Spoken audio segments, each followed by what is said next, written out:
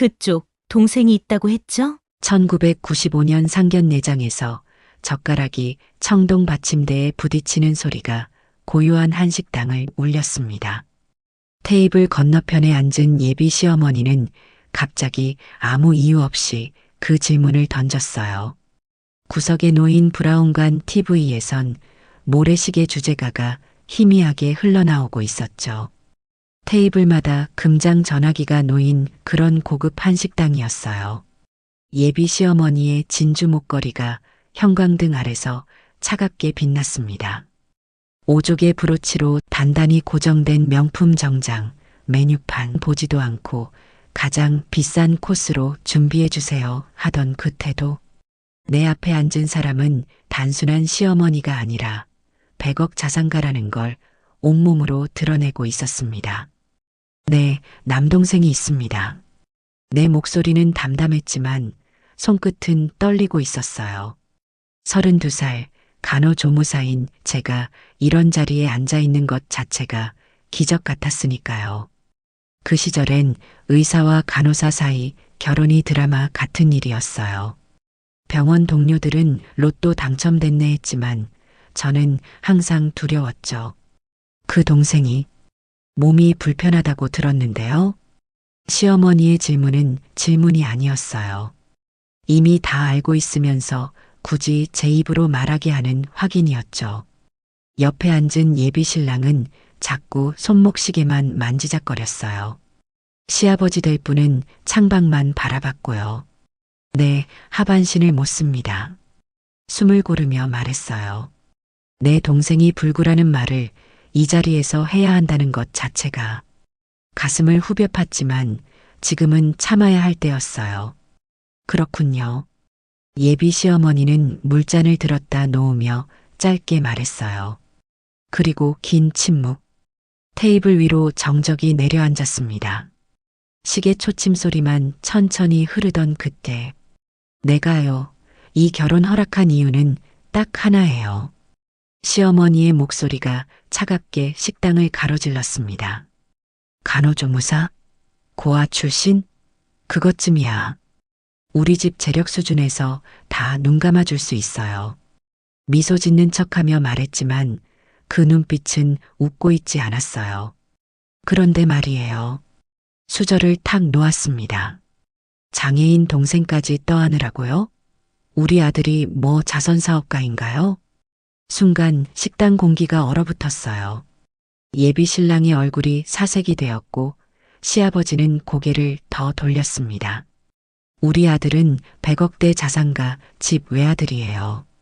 정치인 딸, 대기업 회장 딸. 다 줄 서 있는데 고작 고아 출신의 장애인 동생까지. 세상에 내가 이런 사람도 봐주고 있다니. 내 심장이 빠르게 뛰기 시작했습니다. 귀에서 윙 소리가 났어요. 예비 시어머니의 말은 계속됐습니다. 결혼하려면 그 동생 버리고 와요. 그 말에 내 손에 힘이 빠졌어요. 동생 버리고 와야 결혼 허락한다고요? 내 목소리가 떨렸습니다. 그럼요. 다른 집에 따로 살게 하든 시설에 보내든. 아무튼 우리 아들한테 짐 지우지 말라고요. 우리 집안에 그런 사람 들릴 생각 없어요. 그런 사람. 그 말이 가슴을 파고들었어요. 동생은 그런 사람이 아니라 내 동생인데. 내 유일한 가족인데. 아니면 결혼 같은 건 꿈도 꾸지 마세요. 명심해요. 버리고 와야 결혼이에요. 그 순간 갑자기 아버지 얼굴이 떠올랐어요. 월급날마다 삼겹살 구워주시던 아버지. 김치전 부치면서 웃음 짓던 어머니.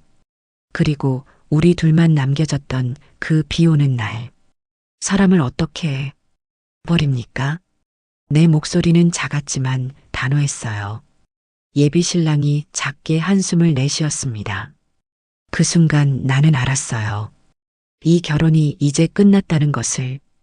이 사람과의 미래도 새 가족에 대한 꿈도 모두 끝났다는 것을. 그때였어요. 식당 입구 쪽에서 조용히 문이 열리는 소리가 들렸습니다. 시선을 돌렸을 때 시어머니의 얼굴에서 핏기가 싹 가시는 게 보였어요. 입술이 파르르 떨리고 눈동자가 흔들렸습니다. 수저를 쥔 손이 덜덜 떨렸어요. 문득 식당이 완전히 조용해졌습니다. 정장을 차려입은 사람이 우리 테이블을 향해 천천히 다가오고 있었어요. 다리를 덮은 담요, 매끈하게 다려진 셔츠와 넥타이의 매듭까지 완벽했습니다. 그 사람의 눈빛은 어떤 수치심도 위축됨도 없이 맑고 담담했어요. 그 사람은 내 동생이었습니다. 오지 않기로 했던 그 아이가 왔어요.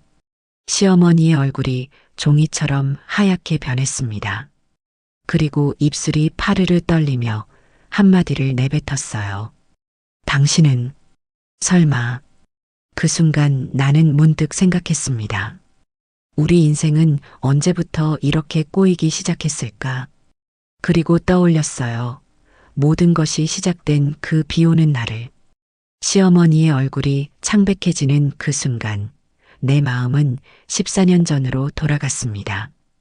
1981년 1월 그날 겨울비가 내렸어요. 우리 가족은 평범했습니다. 아버지는 중소기업 격리과장, 어머니는 동네 양장점 재봉사. 그저 그런 서민 가정이었지만 우리에겐 특별한 의식이 있었어요.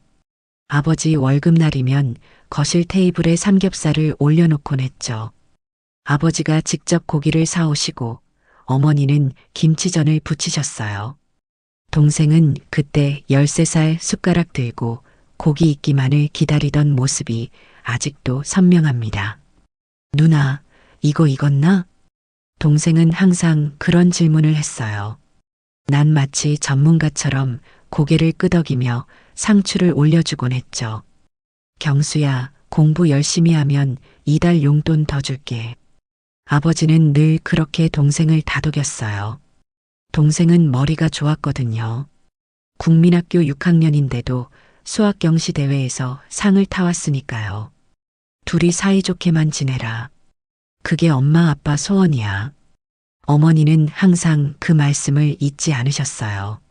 맛있는 반찬 하나라도 더 얹어주시며 우리를 키우셨죠. 그날은 아버지 직장 동료 장례식이 있던 날이었어요. 어머니도 같이 조문을 가셨어요. 검은 원피스에 흰 장갑, 까만 구두를 신으셨죠. 그게 마지막 모습이었습니다. 저녁엔 일찍 들어올게. 김치전하고 삼겹살 먹자. 아버지가 어머니와 조문 가시며 저에게 한마지막 말이었습니다. 빗소리가 창문을 두드리던 오후 5시. 집에 있던 전화가 요란하게 울렸어요. 흑백 TV에선 레이건 대통령 취임식 뉴스가 나오고 있었죠. 저 김영배 씨 댁인가요? 낯선 남자 목소리였어요. 교통사고가 났습니다. 빨리 서울 대병원으로 와주세요. 그 말만 듣고도 손발이 얼어붙었어요. 그 순간부터 모든 것이 변했습니다. 비가 쏟아지는 거리를 뛰어 택시를 잡았어요. 동생의 손은 얼음장같이 차가웠고 내 가슴은 터질 듯이 뛰었습니다. 병원에 도착했을 때는 이미 늦었어요. 두 분 다 현장에서 돌아가셨습니다. 빗길에 미끄러져 중앙선을 넘어 정면 충돌이 있었어요.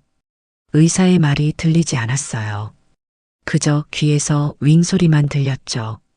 동생은 그 자리에 주저앉아 울음소리도 내지 못했어요. 누나, 엄마, 아빠, 어떻게? 동생의 작은 목소리가 가슴을 후벼 팠습니다. 장례를 마치고 집으로 돌아온 날, 집안은 너무도 조용했어요. 아버지의 슬리퍼, 어머니의 앞치마, 모든 것이 그대로였지만 주인은 없었습니다. 식탁 위에는 어머니가 부치다 만 김치전 반죽이 말라붙어 있었고 냉장고에는 꽝꽝 얼는 삼겹살이 그대로 있었어요. 고등학생과 국민학생. 아직 학생이었던 우리는 그렇게 단 하루 만에 고아가 되었어요. 경수야, 울지 마. 누나가 있잖아. 동생을 안아주며 말했지만 사실 제 마음도 산산조각이 났어요. 장례를 치르고 나서 친척들은 모두 각자의 삶으로 돌아갔어요. 고모는 우리도 먹고 살기 바빠라며 냉장고에 김치 몇 통 넣어주는 것으로 책임을 다했죠. 삼촌은 아예 얼굴도 보이지 않았고요. 그 시절엔 복지란 게 없었어요. 동사무소에서 받은 쌀 한 자루, 이웃에서 얻어온 김치가 전부였죠. 라디오에선 사람이 꽃보다 아름다워가 흘러나왔어요. 누나, 우리 이제 어떡해요? 동생의 질문에 답할 수 없었어요. 하지만 한 가지는 확실했죠. 경수야, 넌 꼭 공부해야 해. 아빠가 그러셨잖아. 내가 똑똑하다고. 그럼 누나는요? 난 일할 거야. 대학은 다음에 가면 돼. 의대를 목표로 공부를 하던 고등학교 2학년의 나는 그렇게 대학을 포기했어요. 대신 아버지 회사에서 준 위로금으로 간호조무사 학원에 등록했죠. 사람의 생명을 살리는 일은 똑같다고 스스로 위로를 했어요. 학원을 다니며 동네 분식집에서 아르바이트도 했고요. 매일 밤 동생 이불을 덮어주며 다짐했습니다. 이 아이만큼은 지켜야 한다. 그게 내 유일한 목표였어요.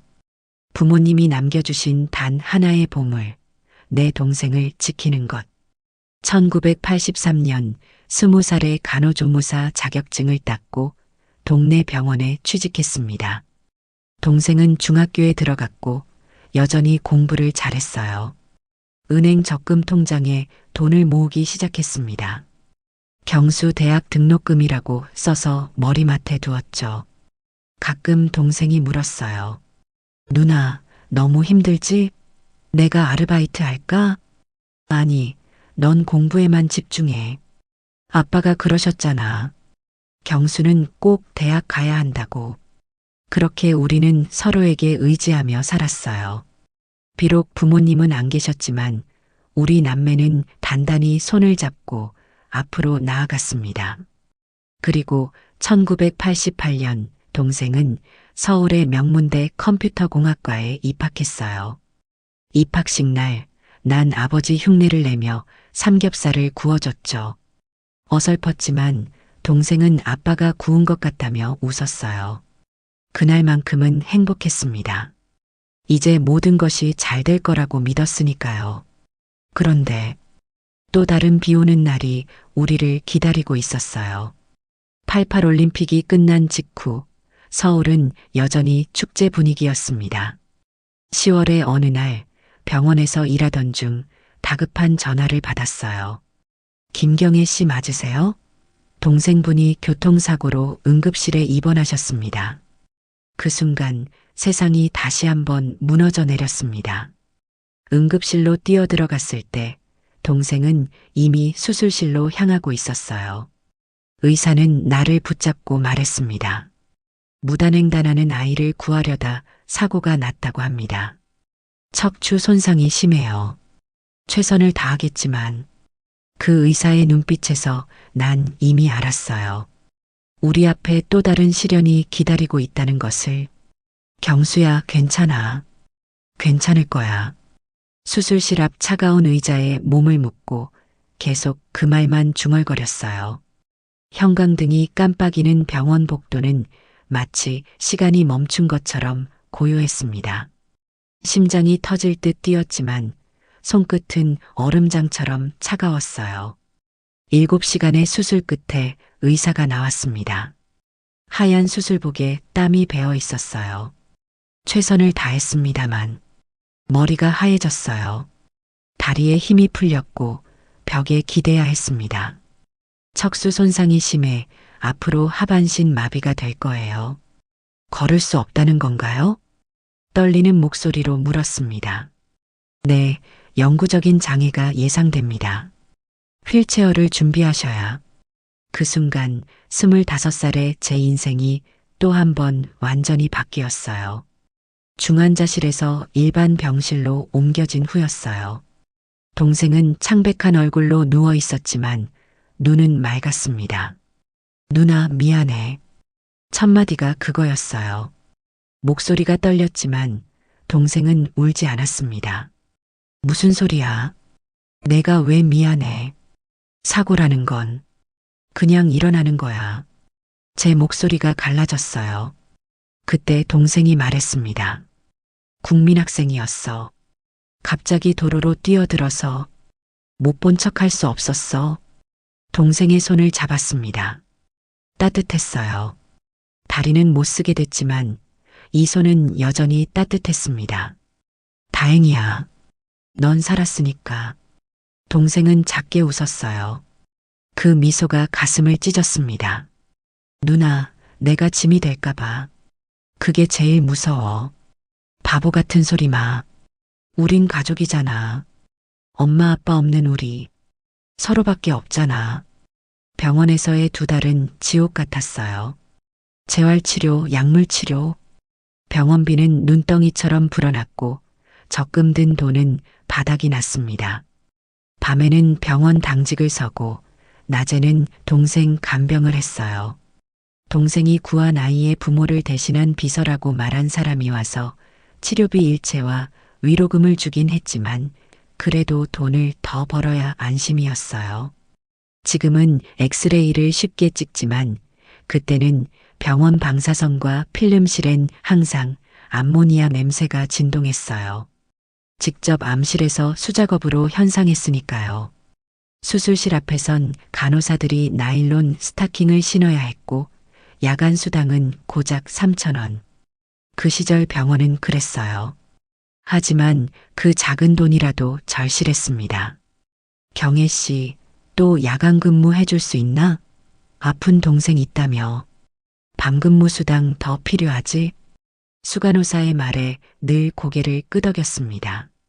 선택권이 없었으니까요. 사고 후 동생은 수개월간의 병원 생활과 재활치료를 거쳐야 했어요.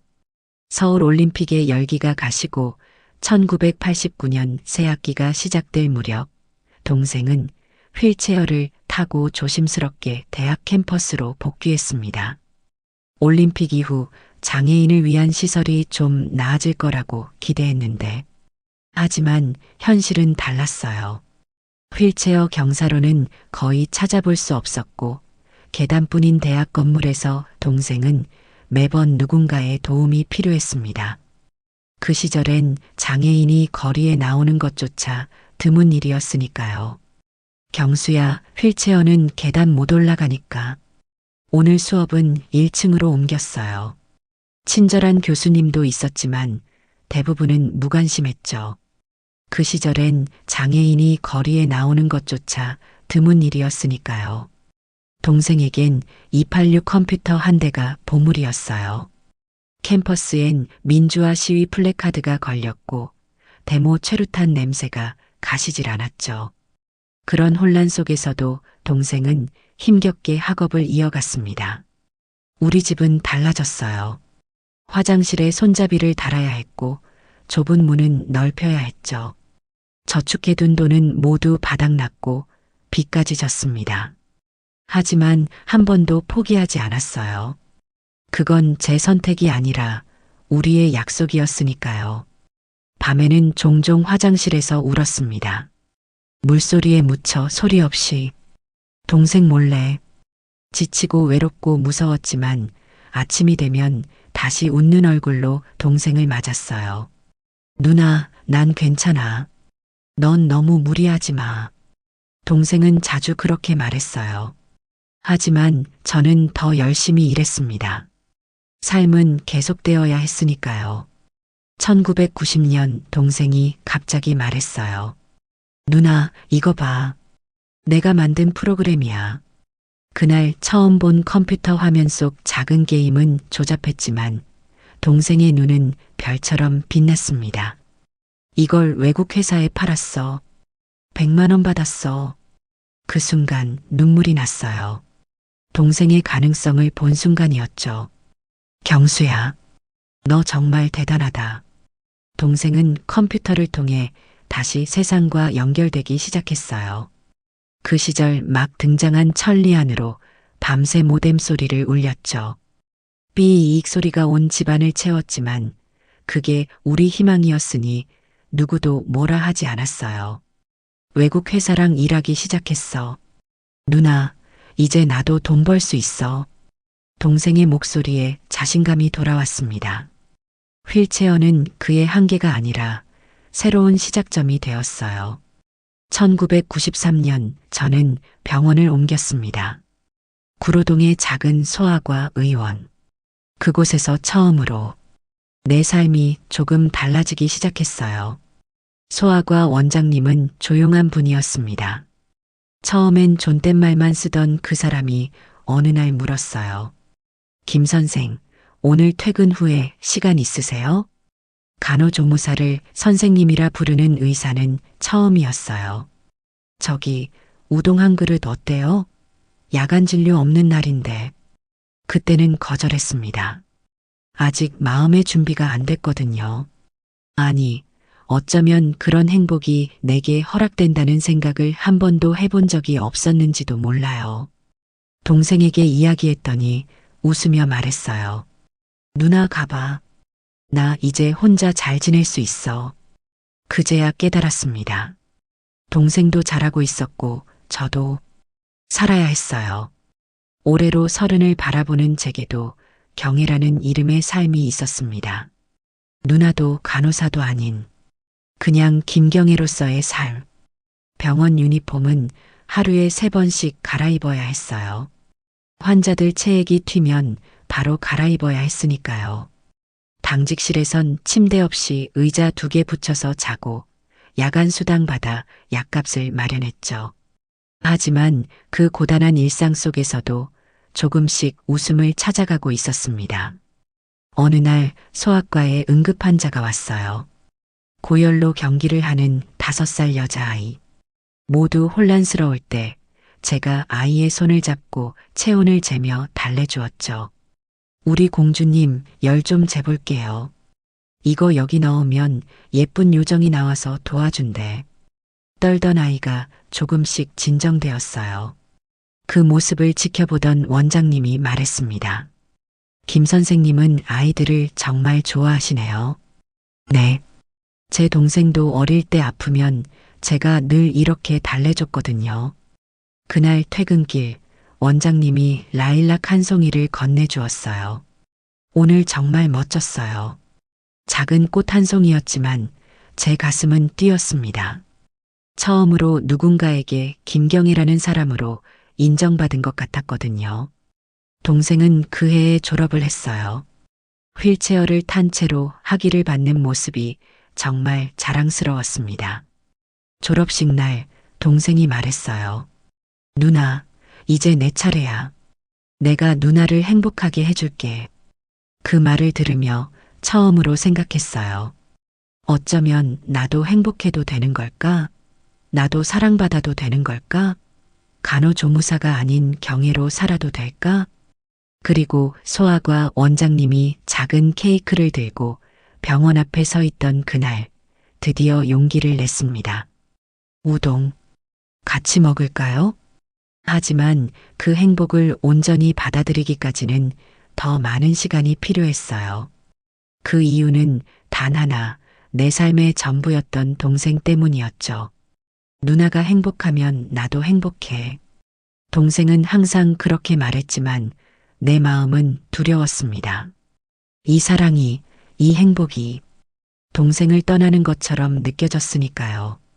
경혜 씨, 우리 정식으로 만나볼까요? 을지로 입구 뉴욕제과에서 그 말을 들었어요.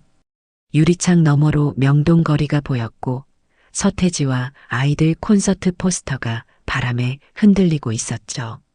1993년 가을이었습니다. 소아과 원장님의 손이 테이블 위에서 조금 떨렸어요. 자신감 넘치는 의사의 모습과는 달랐죠. 그 모습이 왠지 친근하게 느껴졌습니다. 그는 미소 지었습니다. 천천히 생각해봐요. 저는 기다릴 수 있으니까. 손에 쥔 카스테라 빵이 부서졌어요. 가슴이 두근거렸습니다. 누구를 위한 삶도 아닌 제 자신을 위한 감정이 피어나는 것이 낯설었어요. 집에 돌아와 동생에게 말했습니다. 경수야, 나 어떡하지? 동생은 컴퓨터 앞에 앉아 하던 일을 멈추고 휠체어를 돌렸어요. 결혼하면 돼. 좋은 사람 같은데. 하지만 너는? 동생은 웃었어요. 25살. 이제는 완전히 어른이 된 모습이었습니다. 누나, 나 이제 스스로 돈 벌고 있잖아. 걱정 마. 컴퓨터 화면에는 동생이 작성 중인 프로그램이 보였어요. 해외 회사와 계약한 일이었죠. 기술이 필요한 시대, 동생은 휠체어에도 불구하고 자신의 길을 찾아가고 있었습니다. 나 때문에 인생 망치지 마. 결혼해. 나는 내 삶 살 수 있어. 그 말에 가슴이 아팠어요. 동생은 자신이 결코 짐이 아니었는데 그런 말까지 해야 했다니. 그날 밤 오래된 앨범을 펼쳤어요. 아버지와 어머니가 웃고 있는 사진, 동생이 처음 걸음마를 떼던 순간, 우리 가족이 함께했던 마지막 여름휴가. 그 모든 기억이 선명했습니다. 엄마, 아빠, 저 행복해도 될까요? 사진 속 부모님은 대답이 없었지만 그 미소 속에서 대답을 찾은 것 같았어요. 그 후로 원장님과 조금씩 가까워졌습니다. 그의 이름은 정현우. 소아과 전문이었죠. 아이들을 진심으로 사랑하는 마음이 그대로 느껴지는 사람이었어요. 아이들 열째는 모습 봤을 때부터 알았어요. 당신이란 사람을 함께하고 싶다고. 산책하며 들었던 그 고백이 아직도 생생합니다. 해질녘 여의도 공원, 노란 은행잎이 바람에 흩날리던 그 순간을. 아이들은 순수해요. 그런데 경혜 씨도 그래요. 그 모든 힘든 일 겪었는데도 여전히 맑은 눈빛. 창피했지만 행복했어요. 제가 그런 사람으로 보였다니. 현우 선생님은 몇 번이고 우리 집에 찾아왔어요. 동생과도 친구가 되었죠. 가끔은 세 사람이 함께 치킨을 시켜 먹기도 했고 TV에서 프로야구를 보며 응원하기도 했습니다. 경수 씨, 이 의료 소프트웨어 한번 봐주세요. 제가 병원에 도입하려고 하는데. 동생은 그런 대화를 좋아했어요. 누군가 자신을 필요로 하는 느낌, 장애인이 아닌 전문가로 대해주는 그 태도가 좋았나 봐요. 어느 날 현우 선생님의 책상에서 특별한 사진을 발견했어요. 아프리카 어린이들과 함께 찍은 사진이었죠. 국경 없는 의사회 활동했어요.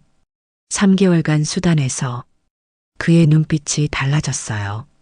가슴 깊은 곳에서 우러나오는 열정 같은 게 보였습니다.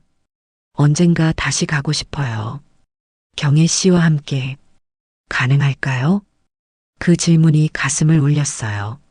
저와 함께 꾸는 꿈이 있다는 것. 그게 얼마나 특별한 일인지 몰라요. 1994년 봄, 벚꽃이 흩날리던 날. 한강변을 걷다가 현우 선생님이 갑자기 멈춰 섰어요. 주머니에서 작은 상자가 아닌 체온계 하나를 꺼냈습니다. 이거 체온계요? 네. 이 체온계가 정상을 가리키듯 우리도 함께 정상적인 가정을 꾸며요. 그 특별한 프로포즈에 웃음이 났어요. 하지만 곧 눈물이 흘렀습니다. 정상? 그 단어가 가슴에 와닿았어요. 부모님 잃고 동생 다리 잃고 우리 삶은 한 번도 정상이라 불릴 수 없었거든요. 그런데 이 사람은 우리와 함께라면 그게 가능하다고 말하고 있었어요. 저 동생이 있어요. 항상 함께해야 해요. 알아요. 경수 씨도 제 가족이 될 거예요. 눈물이 멈추지 않았어요. 31년 인생에서 처음으로 누군가가 저와 동생을 함께 받아들이겠다고 했으니까요. 결혼 하고 싶어요. 그렇게 우리는 약혼했습니다. 반지 대신 체온계를 끼고 가슴에는 새로운 희망을 품은 채 그렇게 상견례 날짜가 잡혔어요. 그날만큼은 동생 없이 공식적인 자리를 갖기로 했습니다. 동생도 그게 편하다고 했어요. 아직 낯선 사람들 앞에서 휠체어를 타고 있는 게 부담스럽다고. 상견례 전날 밤 동생과 오래 이야기했습니다. 경수야, 결혼하면 정말 괜찮을까? 누나, 내 걱정은 하지 마. 컴퓨터로 돈도 벌고 있고. 동생의 컴퓨터 화면에는 새로운 프로그램이 떠 있었어요. 게임 같았는데 동생이 자체 개발 중인 소프트웨어였죠. 이거 완성되면 한국 시장에 내놓을 거야. 벌써 투자자도 몇 명 관심 보이고 있어. 동생의 눈은 희망으로 빛났어요. 그 순간 깨달았습니다. 동생은 더 이상 돌봐야 할 사람이 아니라 자신의 삶을 개척해 나가는 당당한 어른이었어요. 누나, 행복해야 돼.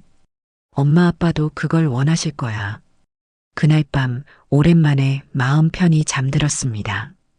내일 새로운 시작을 향해 가는 첫 발걸음을 내디딜 준비가 되었으니까요. 하지만 상견례 날 아침 이상한 불안감이 엄습했어요. 마치 무언가가 잘못될 것 같은 그런 예감이 들었습니다. 경수야, 나 좀 이상해. 가슴이 답답하고 뭔가 잘못될 것 같아. 동생은 웃으며 말했어요. 결혼 전 긴장감이잖아. 괜찮아, 누나. 다 잘 될 거야. 그렇게 저는 새 원피스를 입고 가슴속 불안감을 애써 누르며 상견례 장소로 향했습니다. 그때는 몰랐어요. 그날이 제 인생의 큰 전환점이 될 줄은. 가슴속에 한 가지 질문이 맴돌았습니다. 내가 정말 행복해도 될까? 고급 한식당에 들어서며 마지막으로 생각했어요. 동생 경수가 오늘 이 자리에 없다는 게 정말 괜찮은 걸까? 그 순간 느꼈던 가슴 한 구석의 불안감이 현실이 되리라고는 생각도 못했습니다. 식당 문이 열리는 순간 시간이 멈춘 것 같았어요. 동생이 휠체어를 타고 들어오는 모습이 보였습니다. 단정한 정장 차림, 깔끔하게 다려진 셔츠, 넥타이 매듭까지 완벽했어요. 90년대 남자 정장은 어깨 넓은 빈폴 스타일이 유행이었는데 동생은 그런 정장을 처음 입어봤어요. 평소엔 편한 티셔츠와 트레이닝복만 입던 아이였는데 가슴이 철렁했습니다. 동생은 오지 않기로 했었는데 왜? 그런데 더 놀라운 건 시어머니의 반응이었어요. 그녀의 얼굴에서 핏기가 싹 가셨고 손에 든 수저가 탁자 위로 떨어졌습니다. 마치 유령을 본 것처럼 창백해진 얼굴. 당신은? 시어머니의 목소리가 떨렸어요. 처음 보는 표정이었죠. 그 당당하던 태도는 온데간데없고 그저 놀란 노인네 같았습니다. 동생은 조용히 테이블로 다가왔어요. 그 어떤 부끄러움도 위축됨도 없이 당당하게 죄송합니다. 방해하려던 건 아니었어요. 동생의 목소리는 평온했습니다. 저와 눈이 마주쳤지만 그 눈빛에선 죄책감이 아닌 확신이 느껴졌어요. 시어머니가 자리에서 일어나려다 비틀거렸고 시아버지가 시어머니를 부축했습니다. 현우 선생님은 어리둥절한 표정으로 동생과 시어머니를 번갈아 바라보고 있었어요. 어머님, 괜찮으세요? 현우 선생님이 물었지만 시어머니는 대답하지 않았어요. 혹시 그때 시어머니의 목소리가 떨렸습니다. 초등학교 앞 그 사고. 그 말에 저는 혼란스러웠어요. 시어머니가 어떻게 동생의 사고를 알고 있는 걸까요? 그때 시간이 거꾸로 흐르는 듯 했습니다. 1988년 비 내리던 날. 학교 앞 횡단보도. 무단횡단하는 어린 여자아이. 갑자기 달려드는 차량. 그리고 그 아이를 밀쳐내고 대신 차를 맞은 대학생. 시어머니의 딸이었을까요? 동생이 구한 그 아이가? 시어머니의 눈에 눈물이 고였습니다. 당신이 우리 은서를 살려준 사람. 방금 들은 말이 믿기지 않았어요. 제 동생이 시어머니의 딸을 구했다니. 이런 우연이 있을 수 있을까요? 동생은 조용히 고개를 끄덕였습니다. 괜찮습니다. 그건 이미 지난 일이에요. 시어머니가 떨리는 손으로 가방을 뒤적이더니 지갑을 꺼냈어요. 그 안에는 한 장의 사진이 있었습니다. 교복 입은 여학생의 사진. 시어머니의 막내딸이었나 봐요. 이 아이가 살아있는 건 당신 덕분입니다. 식당 안이 조용해졌어요. 다른 손님들도 우리 테이블을 조용히 바라보고 있었습니다. 동생은 담담하게 말했어요. 그날 그냥 지나칠 수 없었어요. 누구라도 그랬을 겁니다. 시어머니의 눈물이 뺨을 타고 흘렀습니다. 하지만 그건 단순한 감동의 눈물이 아니었어요. 그 속에는 죄책감, 부끄러움, 후회가 뒤섞여 있었죠. 그 뒤로 우리가 어떻게 했는지 아세요? 시어머니의 목소리가 떨렸습니다. 병원비 봉투만 비서를 통해 전해주고 연락도 안 했죠. 그저 우리 애가 다치지 않아 다행이라는 생각뿐이었어요.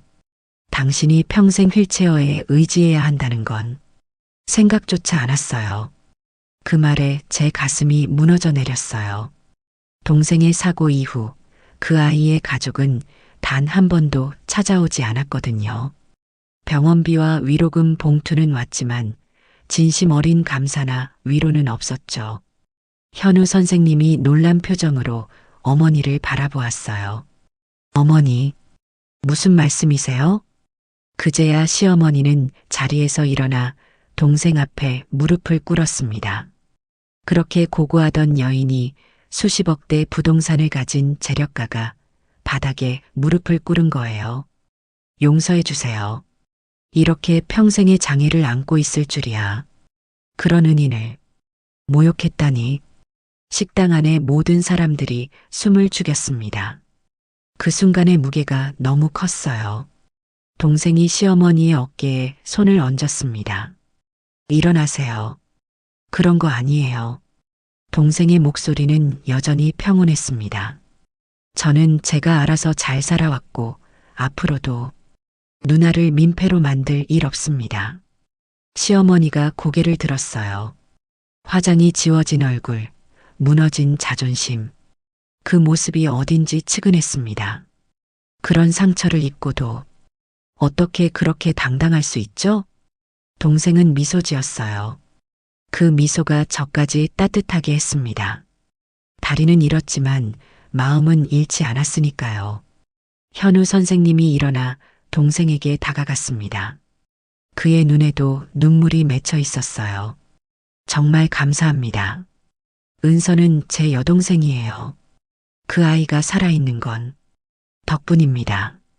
그제야 모든 게 연결되었어요. 현우의 여동생이 바로 동생이 구한 그 아이였던 거죠. 세상이 이렇게 좁을 수가. 시어머니는 일어나 자리로 돌아왔지만 이전의 위압적인 모습은 사라졌어요. 그저 부끄러움과 후회로 가득 찬 한 어머니의 모습만 남았죠. 저는 정말 몰랐어요. 그 사람이 당신일 줄은. 제 마음속에서 복잡한 감정이 일었습니다. 화가 났어요. 동생을 그런 사람이라 부르고 버리라고 했던 그 말들이 얼마나 잔인했는지. 하지만 동시에 시어머니도 한 어머니라는 것을 이해했어요. 자신의 딸을 구해준 은인을 이렇게 대했다는 부끄러움이 얼마나 클지. 시아버지가 조용히 말했습니다. 우리 집에 들어와 주시겠어요? 정식으로. 사과드리고 싶습니다. 동생은 고개를 저었어요. 그럴 필요 없습니다. 저는 그저 누나가 행복했으면 좋겠어요. 그 말에 제 눈에서 눈물이 흘렀습니다. 동생은 언제나 자신보다 저를 먼저 생각했어요. 어릴 적부터 지금까지 항상. 시어머니가 떨리는 목소리로 물었습니다. 그럼 결혼은? 현우 선생님이 제 손을 꼭 잡았어요. 그의 눈빛엔 흔들림이 없었습니다. 물론 진행됩니다. 제 선택은 변함없어요. 오히려 더 확고해졌습니다. 그 말에 제 가슴이 뜨거워졌어요. 이 사람은 진심이었구나. 모든 걸 알고도 변함없이 저를 선택한다는 것. 그 사실이 너무 감사했습니다. 동생이 조용히 휠체어를 돌려나가려 했어요. 저는 급히 일어나 동생의 손을 잡았습니다. 경수야, 그날 내가 사고를 당한 건 동생이 고개를 저었어요. 누나, 인생에 우연은 없어. 그날 내가 그 자리에 있었던 건 어쩌면 이 순간을 위해서였는지도 몰라. 그 말에 가슴이 저려왔어요. 동생은 계속해서 자신의 고통과 장애를 의미 있는 것으로 만들려 했습니다. 그게 얼마나 대단한 일인지. 식당을 나서며 동생이 시어머니에게 말했어요. 더 이상 죄책감 갖지 마세요. 사과도 필요 없어요. 그저 누나를 행복하게 해주세요. 그것만으로 충분합니다. 시어머니의 눈에서 다시 눈물이 흘렀습니다. 그리고 고개를 깊이 숙였어요. 그것은 단순한 인사가 아니라 깊은 존경과 감사의 표현이었죠. 밖은 어느새 비가 내리고 있었어요. 동생의 휠체어를 밀며 천천히 걸었습니다. 경수야, 어떻게 알았어? 그 사람들이. 동생이 미소 지었어요. 사실 몰랐어. 그냥 가슴이 불안해서 와봤어. 근데 어떻게 그 사람들이 그 사고와 연관이 있다는 걸? 그 여자분 표정 보고 알았어. 내가 유령이라도 된 것처럼 봤거든. 사고 나고 일반 병실로 옮긴 후 한 번 찾아왔었어. 내가 통증 때문에 진통제 먹고 정신없어서 대화할 수가 없으니까 고맙다고 하고 금방 갔어. 나머지는 알다시피 비서를 통해 진행됐지. 누난 못 봤을 거야. 우산을 함께 쓰며 걸었습니다. 옛날엔 제가 동생을 이끌었지만 이제는 서로를 의지하는 동반자가 된 것 같았어요. 누나, 그 사람은 좋은 사람 같아. 응, 그래. 행복해야 돼. 언제나 저보다 한 뼘 더 성숙했던 내 동생. 짧은 인생이었지만 깊이 있게 살아온 사람. 그런 동생이 있어 저는 항상 감사했습니다. 집으로 돌아와 비에 젖은 옷을 갈아입으며 생각했어요. 오늘의 사건이 우리 인생을 어떻게 바꿀지. 아직은 알 수 없었지만 한 가지는 확실했습니다. 우리는 더 이상 불쌍한 고아들이 아니었어요. 우리는 각자의 방식으로 존엄하게 살아가는 사람들이었습니다. 그날 밤 현우에게서 전화가 왔어요. 경혜 씨, 괜찮아요? 네. 아직 놀라서 그런지 실감이 안 나요. 저도요. 세상에 이런 일이. 은서가 살아있는 건 경수 씨 덕분이었어요. 잠시 침묵이 흘렀고 그가 조심스럽게 물었습니다. 우리 계속 진행해도 될까요? 결혼. 그 질문에 머뭇거리지 않았어요. 네, 하고 싶어요. 현우의 안도하는 숨소리가 들렸습니다. 정말 다행이에요. 어머니도 많이 바뀌셨어요. 계속 울면서 어떻게 그런 말을 했지 하고 자책하세요. 그럴 필요 없다고 전해주세요. 동생도 그랬으니까요. 전화를 끊고 동생 방을 들여다보니 컴퓨터 앞에 앉아 있었어요. 새벽까지 일하는 모습이 보였습니다. 경수야, 너무 무리하지 마. 동생이 고개를 돌렸어요. 그 눈빛에는 무언가 다른 결심이 서려 있었습니다. 누나, 나 창업할 거야. 내 회사 세울 거야. 뭐라고? 이 게임. 반응이 좋아. 투자자도 생겼고, 이제 내 사업을 시작할 때야. 그 말에 가슴이 벅차올랐어요. 제 동생이 창업을 한다니. 휠체어를 타고도, 아니, 어쩌면 그 휠체어 덕분에 더 강해진 것인지도 모르겠어요. 누나 걱정 말고 결혼해. 내가 이제 누나 도울 수 있어. 그날 밤 창밖으로 비가 내리는 소리를 들으며 생각했습니다. 비는 때로 우리 삶에 상처를 주지만 그 비가 지나간 자리에 새로운 꽃이 피어나는 것처럼 우리 삶도 그렇게 진행되는 게 아닐까? 다음 날 현우의 어머니가 직접 우리 집을 찾아왔어요. 손에는 작은 보자기가 들려 있었습니다. 이건 우리 집안 대대로 전해오는 비취 비녀예요. 며느리에게만 주는 거예요. 떨리는 손으로 그것을 건네는 시어머니의 눈에는 진심이 담겨 있었습니다. 제가 어떻게 그런 말을 할 수 있었는지 정말 부끄럽습니다. 부잣집 사모님의 교만함은 온데간데 없고 그저 한 어머니의 진심 어린 사과만 남았어요. 괜찮습니다. 이미 지나간 일이에요. 당신 동생분 정말 대단한 분이에요. 그런 상처를 입고도 원망하지 않다니. 시어머니의 눈에 눈물이 맺혔어요. 그날 이후 그녀는 완전히 다른 사람이 되었습니다. 100억대 자산가의 교만함 대신 인간적인 따뜻함이 느껴졌어요. 그렇게 우리의 결혼 준비는 다시 시작되었습니다. 결혼식 준비로 정신없던 어느 날 동생이 제게 봉투 하나를 건넸어요. 누나, 이거 결혼 선물이야. 열어보니 통장이었어요. 금액을 보고 깜짝 놀랐습니다. 내가 만든 게임 판권 수입이야. 일본 회사에서 성급금으로 받았어. 동생의 눈빛은 자신감으로 가득했어요. 더 이상 도움받는 사람이 아니라 도움을 주는 사람으로 변화하고 있었죠. 이걸 왜 나한테 줘? 너 회사 차리려면 필요하잖아. 동생이 웃었어요. 누나가 날 키웠으니까. 이제 내 차례야. 신혼집 마련해. 그 말에 눈물이 왈칵 쏟아졌어요. 10년 넘게 돌봐온 동생이 이제는 오히려 저를 돌보려 하다니. 드레스를 고르는 날 동생도 함께 갔습니다. 휠체어를 타고 샵을 돌아다니며 조언해 주었죠. 누나, 이건 어때? 정말 공주 같아. 새하얀 드레스 앞에서 동생의 말에 웃음이 났어요. 나 30 넘었는데 무슨 공주야. 누나는 영원한 공주야. 우리 엄마가 그러셨어. 그 말에 다시 눈물이 났습니다. 부모님이 안 계신 그 세월 동안 한 번도 잊은 적 없지만 이런 순간엔 더욱 그리워졌어요. 결혼식 하루 전날 시어머니가 다시 찾아왔습니다. 이번엔 작은 상자를 들고서요. 이건 은서가 보내는 거예요. 상자 안에는 자그마한 팔찌가 들어 있었어요. 그리고 손편지.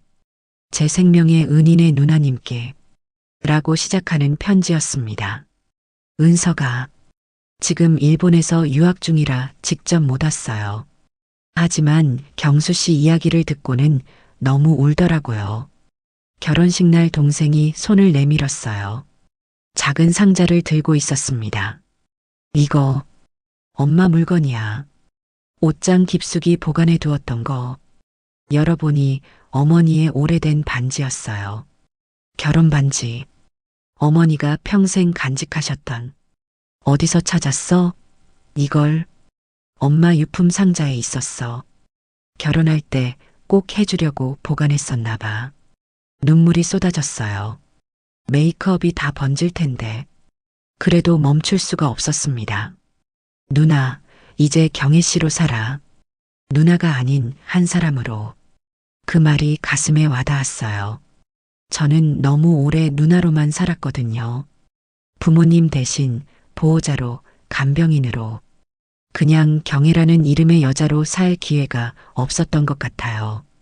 결혼식장은 가을 햇살로 환했습니다. 신랑 현우는 제단 앞에 서서 긴장한 듯 손을 비비고 있었어요. 하객들은 많지 않았지만 모두 진심으로 축하해주는 사람들이었죠. 제가 입장할 차례가 되었습니다. 보통은 아버지가 팔짱을 끼고 신부를 인도하는 법이지만 제게는 그럴 아버지가 없었죠. 대신 내가 모셔다 드릴게요. 동생이 휠체어에 앉아 손을 내밀었어요. 제 손을 잡고 휠체어 옆에서 천천히 걸을 수 있도록. 음악이 울려 퍼지고 저는 동생과 함께 천천히 걸어갔습니다. 사람들의 시선이 느껴졌지만 부끄럽지 않았어요. 오히려 자랑스러웠습니다. 저희가 여기까지 오는데 얼마나 많은 일들이 있었는지. 그 모든 것을 이겨낸 우리였으니까요. 재단 앞에 섰을 때 동생이 제 손을 현우에게 건넸습니다. 우리 누나, 잘 부탁드립니다. 현우는 깊이 고개를 숙였어요. 제 목숨을 걸고 지키겠습니다. 간호 모자를 이제는 벗고 부케 대신 어머니의 반지를 손에 쥐고 저는 생애 가장 행복한 순간을 맞이했습니다. 저와 현우 그리고 양가 가족이 모두 함께하는 이 순간. 시어머니는 앞줄에 앉아 손수건으로 눈물을 훔치고 있었어요. 이제는 적대자가 아닌 또 다른 어머니 같은 존재로 느껴졌습니다. 신랑 신부 맹세의 키스를 나누겠습니다. 그 순간 저는 눈을 감았어요. 지나온 세월들이 주마등처럼 스쳐 지나갔습니다. 부모님의 사고, 동생의 사고, 간호조무사 시험, 밤근무, 울었던 밤들. 그리고 지금 이 행복한 순간까지. 결혼 후 남편은 병원 일과 함께 국경 없는 의사회 활동도 시작했어요. 저도 간호조무사 경력을 살려 함께 참여했습니다. 처음에는 짧은 의료봉사로 시작했지만 점점 더 깊이 관여하게 되었죠. 동생은 자신의 회사를 설립했습니다. 하이퍼링크 소프트라는 이름의 작은 게임 회사였어요. 휠체어를 타고 사무실을 오가는 CEO는 처음에 많은 사람들의 의구심을 샀지만 동생의 실력은 그런 편견을 깨고도 남았습니다. 1996년 봄, 제 뱃속에 새 생명이 자라기 시작했어요. 정말? 우리 부모가 되는 거야? 병원에서 초음파 사진을 처음 보던 날, 우리 둘 다 울었어요. 작은 콩알 같은 그 생명이 너무나 소중했으니까요. 동생에게 소식을 전했을 때 그 애도 크게 기뻐했어요. 누나, 내가 삼촌 되는 거야? 우와, 정말 좋다. 출산 예정일이 다가올수록 가끔씩 불안한 생각이 들었어요. 내가 좋은 엄마가 될 수 있을까? 부모님처럼 따뜻하게 키울 수 있을까? 그런 고민을 현우에게 털어놓자 그는 말했습니다. 당신은 이미 훌륭한 누나였어. 동생을 키우면서 그 모든 어려움을 이겨냈잖아. 엄마로서도 분명 잘할 거야. 그 말에 안심이 되었어요. 맞아요. 저는 이미 양육을 경험했으니까. 다만 이번엔 부모님의 도움 없이 제 아이를 키우는 거죠. 1996년 10월 아들이 태어났습니다. 작은 주먹을 꼭 쥐고 세상에 나온 그 아이. 품에 안는 순간 이런 생각이 들었어요. 아, 내가 진짜 살아있구나.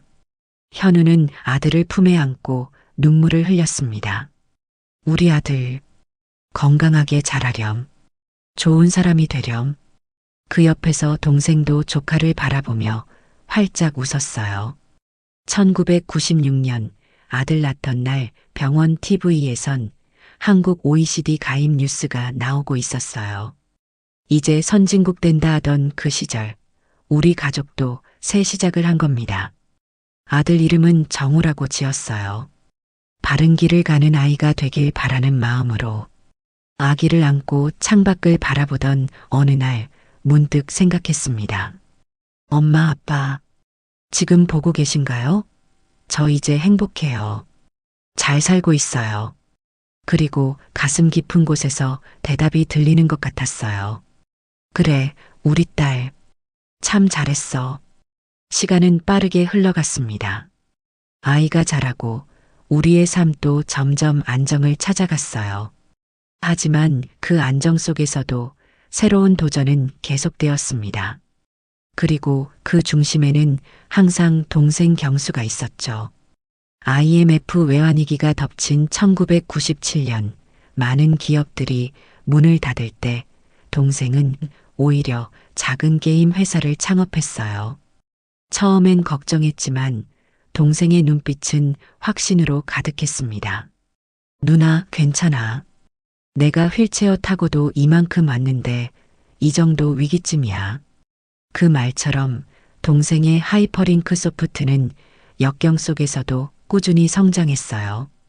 휠체어를 탄 CEO라 무시당하던 시절도 있었지만 결국 2000년대 중반에는 코스닥에 상장한 중견기업으로 우뚝 섰습니다. 동생의 성공이 커질수록 제게 나누는 사랑도 커져갔어요. 처음엔 조카 대학 등록금을 돕겠다며 나중엔 더 큰 그림을 그렸죠. 누나, 이거 봐. 2010년 어느 날 동생이 건넨 것은 의료키트와 백신 5천 세트였어요. 내가 누나의 다리였으니 이제는 누나의 손이 되어줄게. 이걸로 아이들을 살려주세요. 그 말에 울컥했어요. 제가 평생 동생을 키우고 돌봤다고 생각했는데 어느새 동생이 저를 돕고 지지해주는 사람이 되어 있었으니까요. 남편 현우와 저는 국경 없는 의사회 활동을 시작했거든요. 처음엔 짧은 봉사로 시작했지만 점점 더 오랜 기간 해외에 머물게 되었죠. 시간이 날 때마다 남수단, 시리아, 아프리카 분쟁 지역을 오가며 의료 사각지대를 도움이 필요한 사람들을 찾아갔습니다. 동생은 가정도 꾸렸어요. 미국에서 만난 IT 전문가와 결혼해 새 아이의 아버지가 되었죠. 휠체어를 타고도 새 아이를 키우는 동생의 모습을 보면 가슴이 뭉클했어요. 경수야, 정말 잘 살고 있구나. 누나 덕분이지. 누나가 포기했다면 나도 여기 없었을 거야. 그렇게 우리는 서로에게 힘이 되어주며 살았습니다. 동생은 청소년 희망재단을 만들어 장애 청소년들을 돕기 시작했고, 저는 점점 더 많은 시간을 해외 의료 봉사에 바쳤어요. 시어머니와의 관계도 완전히 달라졌습니다. 한때 동생 버리고 와라고 했던 그분이 이제는 동생을 가장 존경하는 사람이 되었으니까요. 시어머니는 손주를 돌봐주며 저희 봉사활동을 적극 지원해 주셨습니다. 어머니, 정말 감사합니다. 무슨 소리야? 내가 오히려 고마워해야지. 이런 마음씨 고운 며느리, 경수 같은 은인을 만나다니. 2024년 봄 저는 아들 정우의 결혼식을 위해 잠시 한국에 돌아왔어요. 다음 달이면 다시 아프리카로 떠날 예정이었습니다. 61세의 나이에도 여전히 의료 봉사의 열정은 식지 않았으니까요.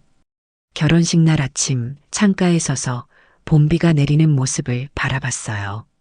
비가 오는 날이면 늘 떠오르는 기억들이 있었습니다. 부모님의 사고, 동생의 사고. 하지만 이제 그 기억들은 상처가 아닌 저희를 지금까지 이끌어온 인생의 이정표 같았어요. 짐 다 챙겼어? 남편 현우가 물었어요. 하얀 머리가 많아진 65세의 남편은 여전히 그날의 젊은 의사 모습 그대로였어요. 다만 조금 더 깊어진 주름과 더 부드러워진 눈빛이 세월의 흐름을 보여줄 뿐이었죠. 응, 다 챙겼어. 정우 결혼식 끝나면 바로 출국이니까. 예식장에 도착하자 동생과 그의 가족들이 이미 와 있었어요. 56세의 동생은 이제 하이퍼링크 소프트 대표이사로 널리 알려진 성공한 기업인이었지만 제게는 여전히 그 어린 동생 그대로였습니다. 시어머니도 휠체어를 타고 참석하셨어요. 작년 암수술로 기력이 딸려서 거동이 불편해지셨지만 손주 결혼식은 꼭 참석하겠다고 고집하셨죠. 결혼식이 진행되는 동안 저는 문득 저희의 결혼식을 떠올렸어요. 동생이 휠체어를 타고 저를 재단까지 인도해 주던 그날, 만감이 교차했습니다. 피로 연후 가족들만 모여 작은 뒤풀이를 했어요. 시어머니가 특별히 준비한 메뉴 중에는 삼겹살과 김치전도 있었습니다. 경희가 좋아한다고 들었어. 옛날에 부모님이 해주셨다고. 가슴이 뭉클했어요. 40년도 더 지난 이야기를 시어머니가 기억하고 있었다니. 저는 삼겹살을 구우며 동생과 눈을 마주쳤어요. 그 눈빛에서 우리 모두가 걸어온 길을 볼 수 있었습니다. 누나, 기억나? 아빠가 월급날이면 꼭 삼겹살 사오시던 거. 응, 엄마는 김치전 부치시고. 그런 대화를 나누며 문득 생각했어요. 살면서 참 많은 걸 버텼습니다. 부모님 상실, 동생 사고, 결혼 좌절. 하지만 지금 돌아보니 그 모든 어려움이 우리를 더 단단하게 만들었고 더 넓은 사랑을 베풀 수 있게 해주었습니다. 집으로 돌아와 마지막 짐을 정리하며 창밖을 바라봤어요. 비가 그치고 햇살이 비치기 시작했습니다. 그래도 우리는 살아냈습니다. 이렇게 또 하나의 시간을 견디는 게 아니라 맞이했습니다. 오늘 이야기가 마음에 드셨다면 좋아요와 구독, 알람 설정 잊지 마세요. 또 이야기를 보시고 마음에 남은 장면이 있으셨다면 댓글로 나눠주세요. 선생님의 한마디가 또 다른 분께 깊은 울림이 될 수 있습니다. 늘 감사합니다. 건강이 최고입니다. 하루 한번 운동 잊지 마셔요.